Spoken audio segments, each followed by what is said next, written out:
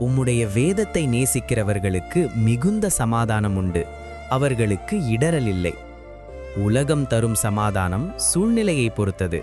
ஆனால் தேவனுடைய வார்த்தையை நேசித்து அதில் நிலைத்திருக்கும் போது கிடைக்கும் சமாதானம் மிகுந்த சமாதானம். புயல் வீசினாலும் உள்ளத்தில் ஒரு அமைதி இருக்கும். ஏனெனில் நம் விசுவாசம் மாறாத இறைவார்த்தையின் மேலிருக்கிறது. வாழ்க்கை பயணத்தில் சோதனைகளும் தடைகளும் வருவது இயற்கை.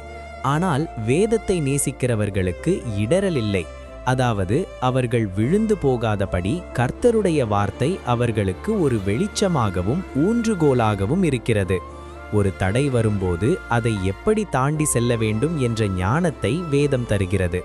வேதத்தை வெறும் புத்தகமாக பார்க்காமல் அதை நேசிப்போம். அதிலுள்ள ஆலோசனைகளை கடைபிடிப்போம். அப்போது குழப்பங்கள் நீங்கி மிகுந்த சமாதானம் நம் இதயத்தை ஆளுகை செய்யும்.